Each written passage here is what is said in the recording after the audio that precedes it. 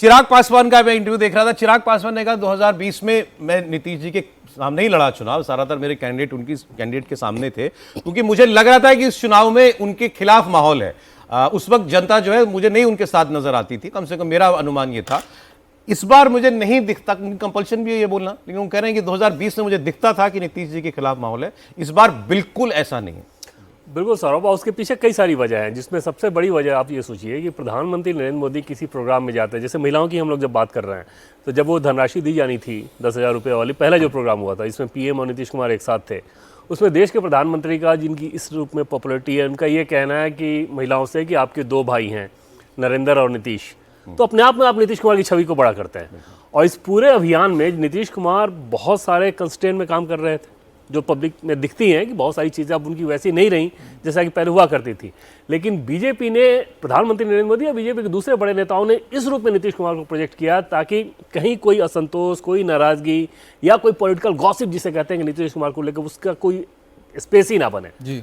लगातार उनकी तारीफ करना, उनके बारे में अच्छी बातें करना, तो ओवरऑल जब आप परसेप्शन बनाते हैं, जो कि पिछली बार नहीं हो रहा था। पिछली बार बीजेपी के नेता भी दबे जुबान में लगातार नीतीश कुमार की शिकायत करते थे, एलजेपी वाले तो खुद के ही करते थे।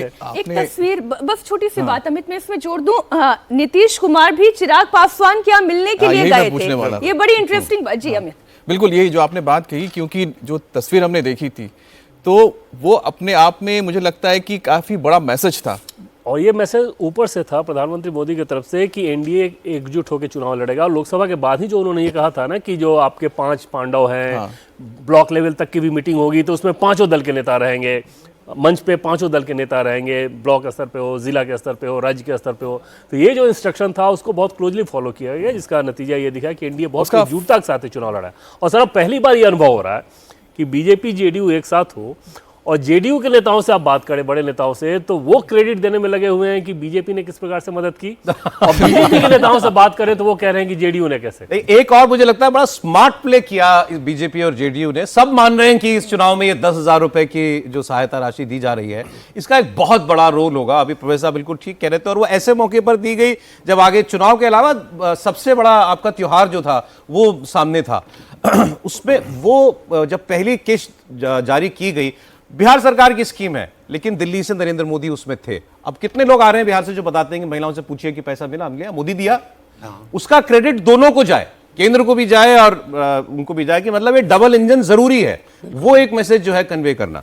नहीं, मुझे एक तो बिहार के मतदाताओं में, देश के मतदाताओं में, खास करके उत्तर भारत के मतदाताओं में एक प्रधानमंत्री मोदी का एक अपना आकर्षण तो है, उसमें कोई दो मत नहीं। और ये कटिंग अक्रॉस कास्ट है, कटिंग अक्रॉस क्लास है। एक तो ये है बिहार के संदर्भ में जिस माहौल में ये पैसा दिया गया, और जैसा मैं आपको बता भी रहा था, बिहार में ये जिस माहौल में दिया गया वो पर्व का माहौल था, सबसे महापर्व का माहौल है।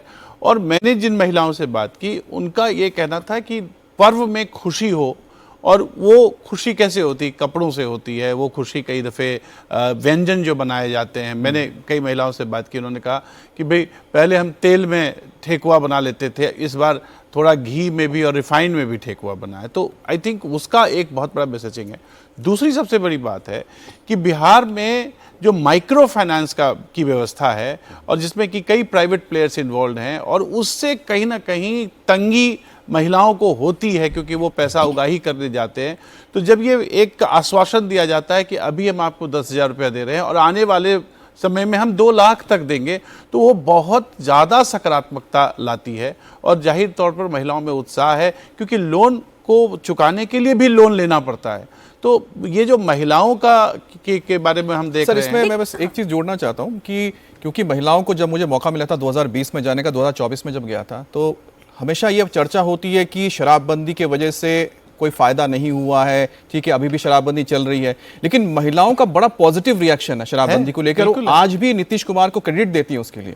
नहीं, बिल्कुल है। और मैं आपको ये भी बताऊं कि अगर सिर्फ महिलाओं की बात करें और महिलाओं के लिए भी देखें, तो 2005 से लगातार कंसिस्टेंटली नीतीश कुमार महिलाओं के लिए विशेष कुछ ना कुछ प्रावधान हर चुनाव से पहले कर देते हैं। तो चाहे उसके पहले 7 निश्चय में देखिए, उसके पहले साइकिल परियोजना देखिए, शराबबंदी देखिए। बिहार में सबसे ज्यादा वुमेन पुलिस कांस्टेबल्स हैं देश में। तो आप इन चीजों को नहीं भूल सकते और इसका एक प्रभाव पड़ता है।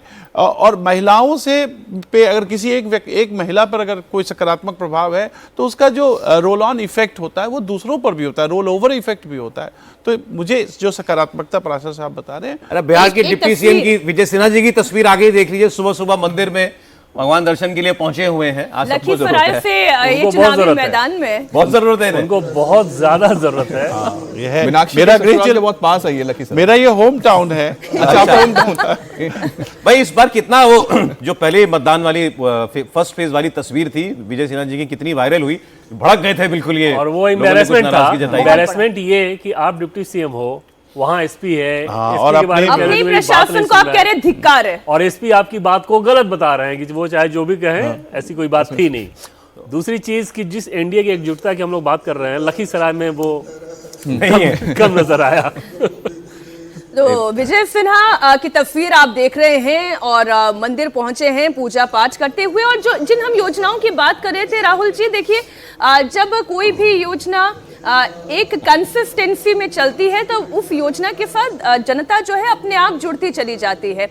अभी जैसे त्योहार आने से पहले 10,000 रुपए खाते में आ जाना और दिवाली से ठीक पहले जीएसटी का रिफॉर्म हो जाना, इसे भी जोड़कर देखा जाना चाहिए। क्योंकि जब हम बिहार के कई विधानसभा क्षेत्रों से रिपोर्ट ले रहे थे, हमारे संवाददाता वहां पर बात कर रहे थे, तो मतदाताओं में ये पहलू भी था।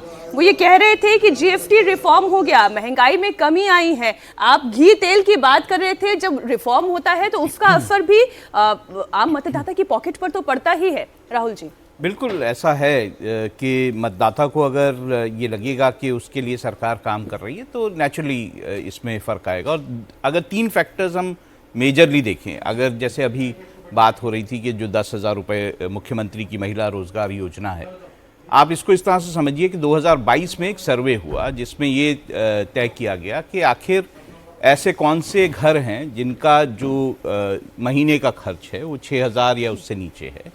तो 34.13% ऐसे घर हैं बिहार में जहां पर 6,000 रुपये से कम उनका महीने का खर्च है। ऐसे में अगर किसी को 10,000 रुपये मिलेंगे और उससे बहुत ज्यादा फर्क पर पड़ता है। कैपिटा 5700 रुपए है। इसमें मेजरली जो है इसमें एससी घर हैं और दूसरे ईबीसी घर हैं, ये मेजर। और वो अगर आप जो आपने 2 वर्ग बताए, आप एग्जिट पोल में दिखाइए, देखें तो सबसे ज्यादा मतलब काफी रुझान वहां का दिखाई देता है एनडीए की तरफ।